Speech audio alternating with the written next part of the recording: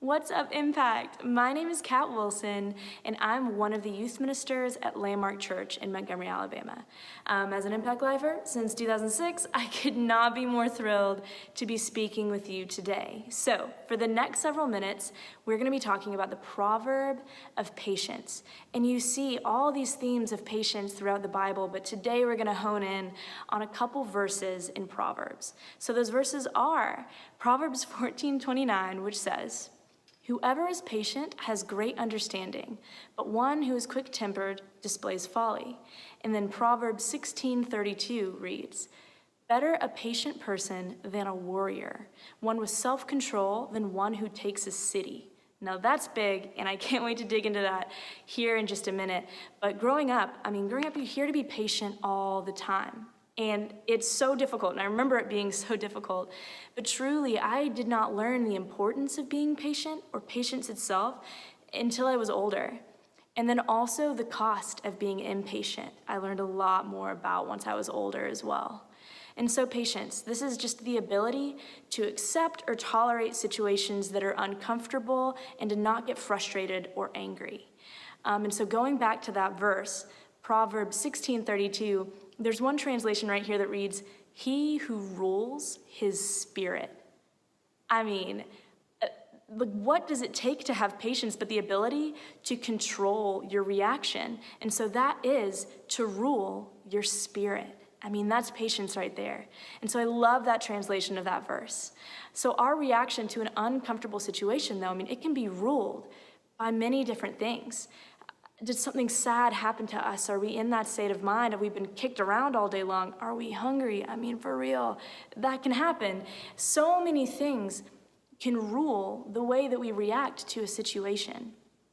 But if we are the ones who rule our spirit, that is what makes it more mighty than a warrior, that skill. And so we're going to dive into that just a little bit, but most of this comes from also the state of our hearts. And so I'm going to go ahead and ask this, and we're going to have discussion questions after as well, but what is the current state of your heart? Because so much of that can depend on the way and the reason that we react to things the way that we do or how that we do. So to continue on, when there's a lot going on in life, it can be so much easier just to be quick-tempered, to react in a way that you normally wouldn't to something so much less that didn't require a reaction like that. But there's always going to be things going on in life. So again, to be someone who rules their spirit is such an incredible skill to have. We're going to talk a little bit more about that too. So there really is so much, though, that we can gain from having patience. But one thing I would love to talk about this morning as well is the cost of impatience as well. So impatience, with that, there is so much that we can lose. And I'm going to talk about those things. Firstly, we can lose our temper. We can pride ourselves on doing everything quickly, going just from place to place and doing things the way that we do, that when we encounter a different pace of life, we can become frustrated immediately and lose our patience when that wasn't required of us at all.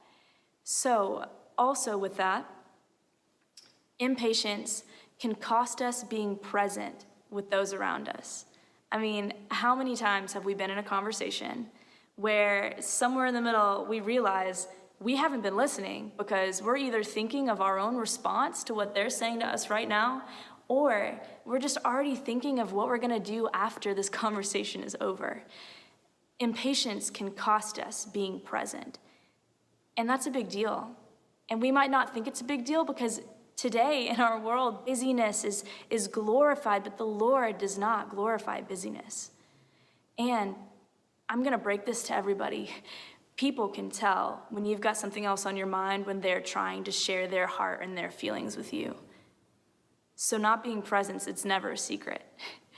Also, one of the major things here I'm going to talk about today that impatience can cost us, it can cost us these moments of blessing that God has prepared for us.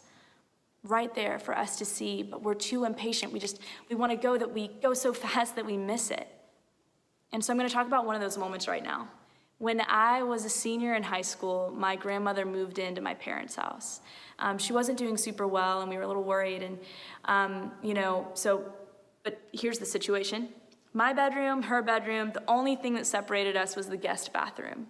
And growing up, and I still do now, I love to play guitar and write songs and sing. And she could always hear me playing guitar in my room. I play late at night or whenever, she could hear me all the time. And so she would ask me constantly, hey, could you play guitar for me sometime? I would love for you to sit in my room with me and play guitar for me. She asked constantly. She would have loved it, but here's a little snippet of me. Senior year, I was so impatient to get on to the next thing constantly. I mean, I took more hours than you were technically allowed to that last semester of high school so that I could graduate early. I graduated a semester early, and all that it got me was working a full-time job for a semester before I started college.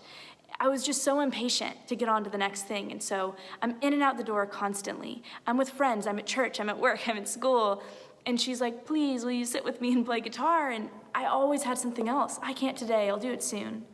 That was always my response. I'll get to it. So fast forward to my junior year of college. It did take me this long. I finally decided I was gonna sit with her. And I finally, I go home for the weekend from Lipscomb. I put my bottom in that room and I sit down with my guitar, and she sits on the couch to listen. And I play one song and she's fading, and I play a second song, and halfway through it, I realized that she just no longer had the energy even to listen. God had prepared this moment of beauty, and I just kept saying, I'll get to it. I gotta move on to the next thing. I was too impatient. And so there was this moment of beauty that I missed. Impatience can cost us things like that we don't realize until we're older. We don't realize that. And so I will say I did get to have a good conversation with her, though, before she passed my senior year, just about several kind of funny things. She told me she dropped a bowling ball on the foot of some guy that was taking her on a date once on their first date, and she told me things like one of the most beautiful things she'd ever seen in her life were the stars at night in the New Mexico desert, that was just gorgeous. And I remember hearing that, and when she passed, I thought, I have to see those stars. And so the summer after I graduated, me and my mom went on a road trip. We went to all these national parks, but here's another story. We're in the middle of nowhere in Wyoming, and we get so frustrated with one another that we just have to pull over. So we go to the next McDonald's, that we see. And when I say frustrated, we sat at different sides of the entire building on the inside. We were nothing to do with each other during this break. But the whole time we're in there, there's a toddler that is screaming because his parents wouldn't let him play in that play area. And everyone's kind of looking around is anybody gonna say something? This kid is screaming.